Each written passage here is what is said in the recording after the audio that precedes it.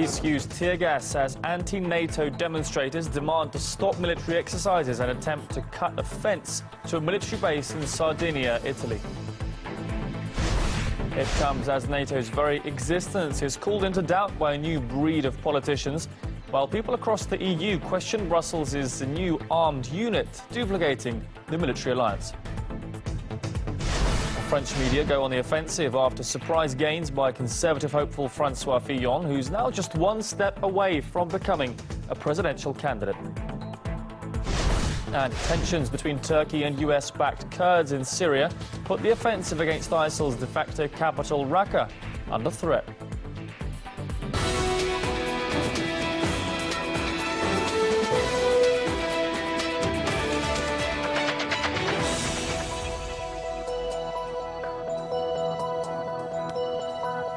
Hundreds of anti-NATO protesters have clashed with police at a military base in Sardinia, Italy. Police used tear gas as demonstrators demanded an end to military exercises and attempted to cut a fence to the base.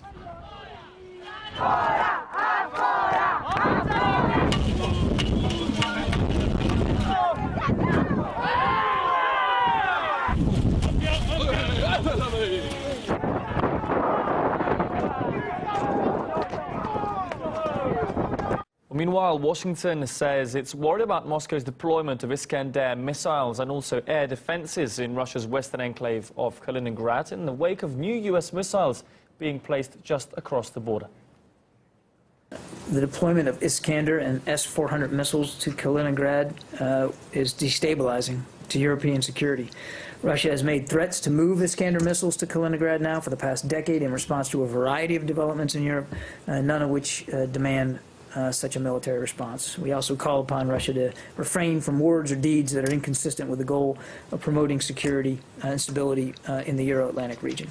Well, while the US claims NATO is a defensive alliance that's not threatening Moscow, NATO troop maps may paint a somewhat different picture. That's as more tanks and soldiers have been deployed to the Baltics. But tensions with Moscow are not the only thing bothering the military alliance. With a new US president soon to enter the White House, Western media are raising fears over his plans for NATO. It comes as European elites grow increasingly concerned about what changes Trump may bring to the NATO alliance. RT's Gane Chichikian has more. Only a few years ago, in the U.S. and in Europe, there was hardly any questioning of NATO and its role. We agreed to expand the partnership that makes NATO the hub of global security. NATO remains an indispensable engine for effective international security cooperation. With the recent rise of populist movements in Europe and with Donald Trump entering politics in the U.S., NATO's relevance is suddenly up for debate. NATO is obsolete. It covers the Soviet Union, which is no longer in existence, and NATO has to either be rejiggered, changed for the better. I'm not saying the other thing is bad about NATO. We're paying too much. So it was a wonderful vehicle to keep peace in Europe for 60, 70 years. But NATO now does need to redefine itself. What's it for? You know, we don't have the Warsaw Pact. We are for leaving NATO, for France leaving NATO. We have a goalist vision of what international politics must be like, and we do not want to be imposed with a way of seeing things by anybody. Western leaders with more traditional views seem to be shaken by the new trend of challenging NATO and have rushed to assure the world that nothing will change. Our sacred honor is at stake. And the fact that you occasionally hear something from a presidential candidate in the other party, it's nothing should be taken seriously, because I don't even think he understands what Article 5 is. The UK will remain a strong and committed NATO ally, and it will continue to play its leading role in our alliance. While establishment politicians hold NATO dear, a quick survey on the streets of Washington shows not all Americans know what it does exactly. Do you know what NATO is? The National Association... NATO. NATO, I don't know. Its role was, as I understand it, to defend Western Europe primarily from Soviet aggression.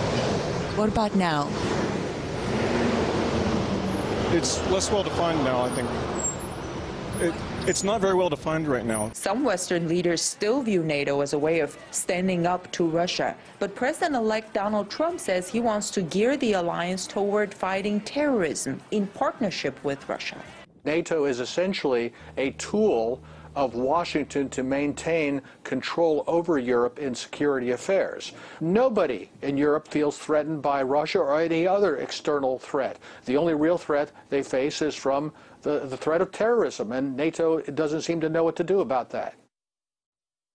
According to President Obama, President-elect Donald Trump signaled to him that under his leadership, the U.S. will remain committed to NATO.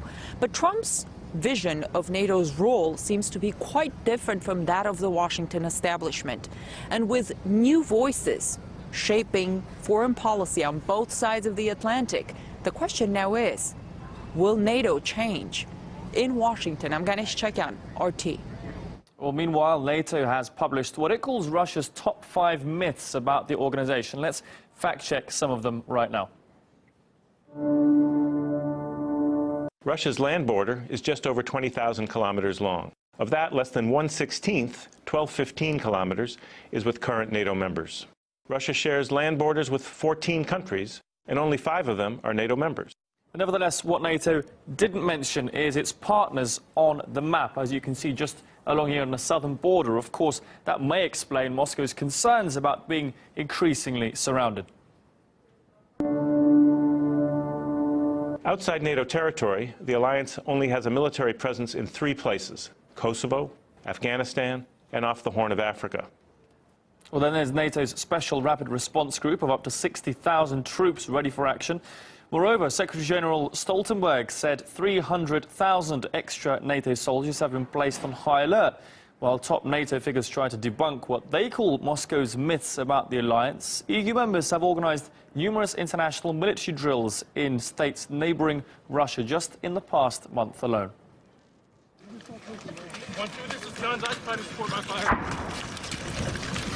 Cover her! Mighty Russian! Mighty Russian!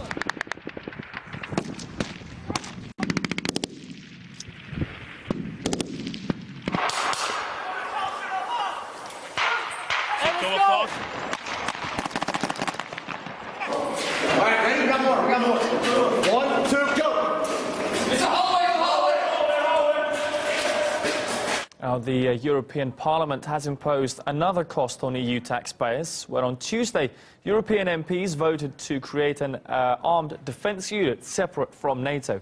RT's Peter Oliver has the latest. Well, this unified defence force, as it's been called, has long been put forward by some of the key power brokers in Europe, particularly here in Germany as well as France. But it isn't so popular when it comes down to talking about who's going to pay for it. A lot of EU members are also NATO members, and they're already paying into that alliance, some cases hundreds of millions of euro every year. And with NATO looking to demand the full 2% of GDP being contributed towards membership of the alliance, people are saying that the add-on of having to pay for an extra European army, as it's being called as well, is just too much for them to have to pay. It's a good idea, but we don't want to pay for everyone. If everyone pays for it, then it's a different story. For me, NATO is dead. It serves no purpose. The EU army sounds good on paper, but I think it's complete utopia. Who's going to be in that army? Only France and Germany, I bet. Well, then there's the UK question. Now, Britain had long been the brake on allowing this EU army to go ahead following Brexit. Well, they're no longer there. They no longer will have that veto in the EU Parliament on major decisions. But Britain could still end up paying for this if they're unable to untangle themselves from some of the legalities of having been part of the European Union. In fact, Britain could end up with a bill of almost €500 million every year paying for an army, a force that it essentially didn't want at all. But then, of course, there's the operational logistics of having a unified force in an area where NATO does operate to such an extent. People saying that they just can't see how the two can coexist in Europe. I really have my doubts that that we really need three armies within the European Union. So I'm not sure about if that's a good idea, though. There you get a lot of confusion. You've got a national defence force, you've got an European army, and you've got NATO. So, you know, who's responsible for what? It could get very messy. I'm not very excited about the army at all, so I don't think it's a good idea. It's better to find solutions somewhere else. I think what we need is a joint foreign policy as a prerequisite, and then we can talk about joint forces, but joint foreign policy is primarily important. Well, the MEPs that voted through the plan say that it would cut through red tape when it comes to deploying unified defence forces across Europe. However, as we're hearing, there are those that voice concerns over the potential plans. The European Union is also gearing up for an information war after its parliament voted for a resolution to counter perceived Russian and Islamist propaganda. Well, there were 304 MEPs who voted in favour, although they were outnumbered by those who either abstained or voted against. During a news conference after the vote, some lawmakers went so far as to put Russia on the same threat level as Islamic State. Can we bring together Russia and ISIS? To my mind, yes. Russia and ISIS and their particular nefarious behavior. Russia today has an audience of 700 million worldwide. They are present in 100 countries, and we still consider that a thing which should be neglected. Well, the resolution states that Russian media are deployed to challenge democratic values as part of a larger plot to weaken EU cooperation. It calls on member states to be vigilant and increase funding to support freedom of media. Among the options to counter so-called propaganda, it suggests issuing a weekly disinformation digest. Well, the new initiative from Europe comes at a time of global political turmoil that could signal a new reality for the bloc.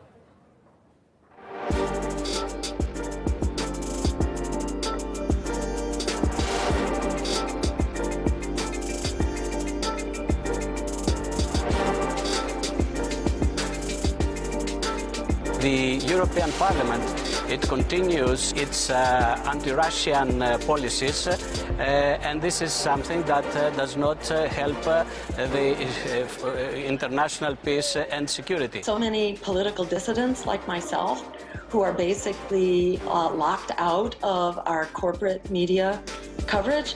You know, we look to RT for access to the American public. So charging Russian TV with being a really dangerous ISIS-type, threat, I don't get that.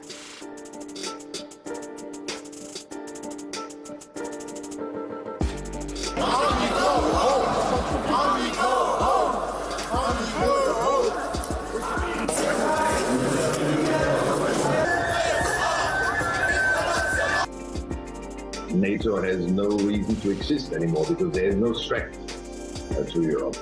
And this is a danger for NATO and the people behind NATO. And so they have to create new enemies. And the best and easiest enemy to create was Putin and Russia. NATO is a product of the Cold War. NATO philosophy is not fitting in time right now. We have other threats. For example, Islamist terrorists.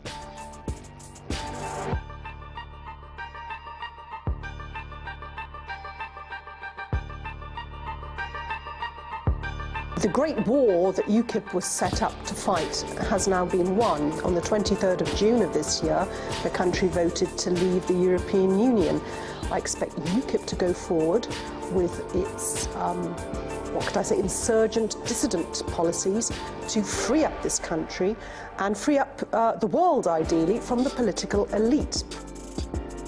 Establishment is always the last to understand the rioting of the people, but believe me, people now are fed up with this system and will take the power back.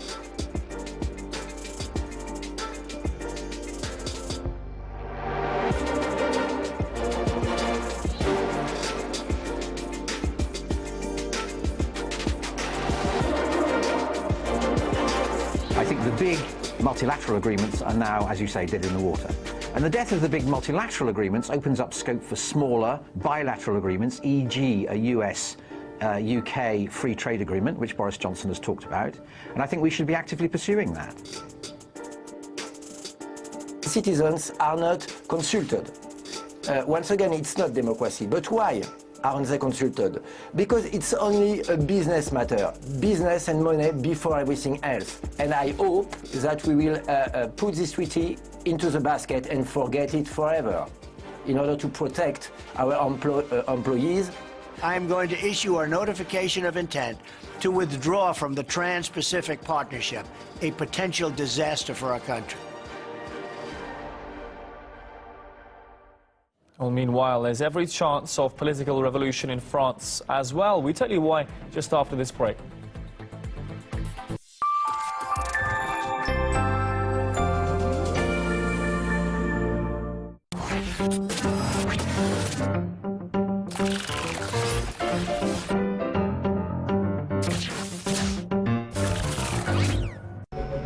The election of Donald Trump may have defied much conventional wisdom, and yet a significant margin in electoral college votes suggests it didn't come completely out of the blue.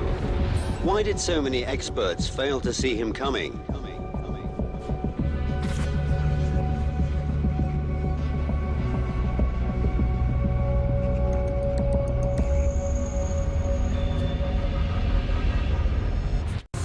They're the war hawks selling you on the idea that dropping bombs brings peace, to the chicken hawks forcing you to fight in the battles that they start. The news hawks try to tell you that celebrity gossip and tabloid murder trials are the most important news of the day. While the hawks of advertising tell you that you are not cool enough unless you buy their product. Watching the hawks, watching the hawks. These are the hawks that we, along with our audience, will be watching.